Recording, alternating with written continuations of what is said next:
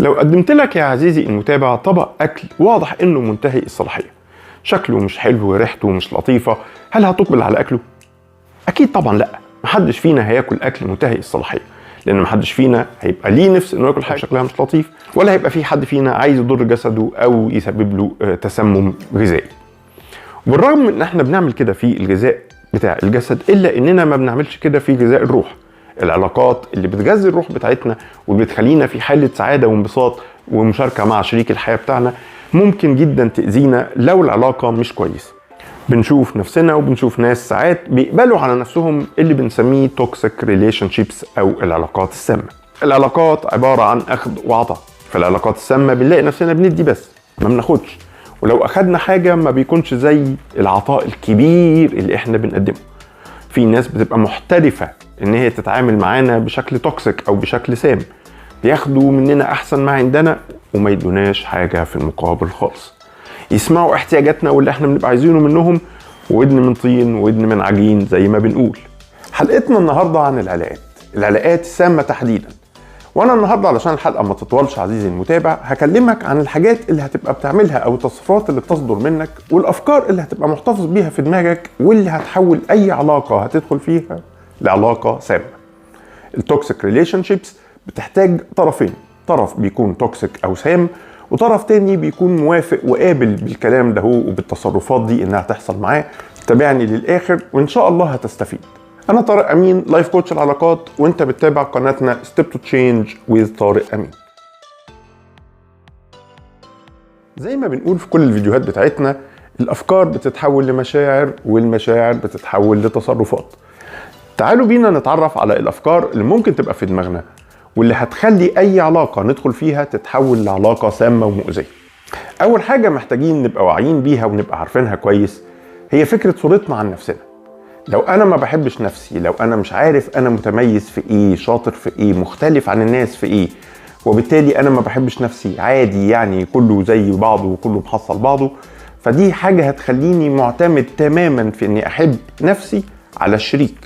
طبعا لما بنقول نحب نفسنا مش معناها ان احنا نوصل لدرجات الانانية. بمعنى تاني، حبنا لنفسنا بيشكل 50% على الاقل من الحب اللي محتاجين نحصل عليه. لما ال50% دي احنا ما بننتجهاش وما بنفرزهاش من جوانا، بنبتدي نحاول ان احنا نشبع الاحتياج للحب ده بالكامل من الشريك. فلو كنت عزيزي المتابع مش بتحب نفسك او مش عارف الحاجات اللي حضرتك متميز فيها او حضرتك متميزة فيها، فدي هتبقى اول حاجة هتخلينا دايما نحول اي علاقة احنا داخلين فيها لعلاقة مؤذية وسامة جدا. طيب ليه هنعمل كده؟ لاننا وبلا وعي هنلاقي نفسنا متضايقين من شريك حياتنا لما بيعمل حاجة بتحسسنا احنا مش كويسين.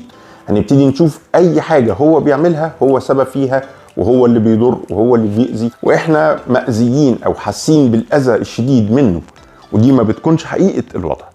تاني حاجة واللي احنا محتاجين نبقى عارفينها كويس ومهارة نكتسبها، ان احنا نكون قادرين نبقى assertive، بمعنى ان احنا نبقى عندنا قدرة على التأكيد على حقوقنا. يعني ما نقبلش ان حد يعملنا بطريقة مش كويسة. الانتقاد، الهجوم، التريقة كلها اساليب ما بتساعدش العلاقات انها تنمو، بل بالعكس بتأثر عليها بشكل سلبي جدا. ومع الوقت بنبتدي نتعود من الشريك انه بيعاملنا بالاسلوب اللي مش كويس ده او الاسلوب المؤذي ده، ونبتدي نقول دي علاقة سامة او علاقة مؤذية. نلاقي نفسنا مش مبسوطين. هو مين اللي بينبسط بالانتقاد او بالرفض او بالمعاني المؤذية دي؟ وبالتالي بيقع علينا العاتق او المسؤولية ان احنا نوقف الكلام ده، وان احنا نبين للشريك بتاعنا ان احنا مش هنبقى حابين اننا نتعامل بالطريقة دي، فلا احنا نعمله كده ولا هو يعملنا بالطريقة دي. تالت حاجة محتاجين نبقى مركزين فيها الافكار اللي بنقولها لنفسنا عن ان الاهتمام ما يطلبش. احنا من حقنا اننا نطلب من شريك حياتنا الشكل اللي هيبقى مرضي بالنسبة لنا، لان كل واحد بيعبر عن حبه باشكال مختلفة وبطرق مختلفة. كنا اتكلمنا في فيديو سابق قبل كده عن لغات الحب ال5 واساليب الناس المختلفة في التعبير عن الحب. هسيب لكم الرابط تحت علشان تشوفوا الحلقة. فلو في طريقة معينة احنا عارفين ان احنا بنستقبل بيها بشكل كويس، فمن حقنا اننا نطلب من شريك حياتنا انه يعبر لنا بيها، او يبقى مهتم ان النقطة دي هو بيقدم لنا بيها الحب او بيعبر لنا بيها عن الحب. مهم برضو ان احنا نعرف اسلوب الشريك اللي بيعبر بيه، فنبقى منفتحين على طرق التعبير المختلفة اللي الشريك بيعبر لنا بيها عن حب. ما نبنيش معاني جوه دماغنا ان الطريقة اللي بيستخدمها الشريك ده ما هياش حب، هو ما بيحبناش، وبالتالي العلاقة تبقى مؤذية وما تبقاش ساتسفاين او مرضية.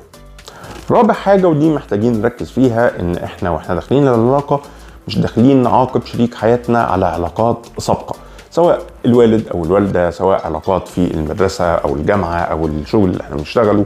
المهم كل علاقة قائمة بحد ذاتها، بنبقى مركزين مع الشريك بتاعنا ان احنا بنتعرف عليه، بنتعامل معاه، مش بنتعامل مع مخاوف او انسكيورتيز جوانا او عدم امان جوانا. الاخطاء اللي حصلت في علاقات سابقة مع ناس تانية تظل اخطاء حصلت مع ناس تانية مش مع شريك حياتنا.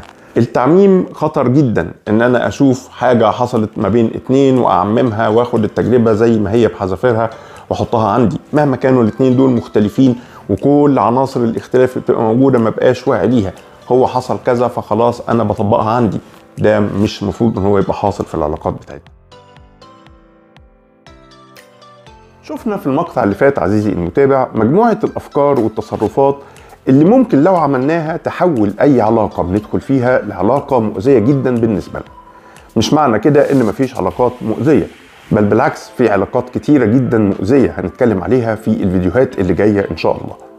لكن في الفيديو ده انا حرصت ان احنا نتكلم على ال5 حاجات اللي احنا بنعملهم او الافكار اللي بنفكر فيهم واللي لينا سيطرة عليها لو غيرناها هتعدل كتير جدا من العلاقات اللي بندخل فيها. في الفيديو اللي جاي ان شاء الله هنتكلم على العلاقات السامة تحديدا، وايه الغلطات اللي الناس بتعملها، وازاي نقدر نحمي نفسنا من ان احنا نقع في غلطات بالشكل ده، او نحمي نفسنا من العلاقات المؤذية دي.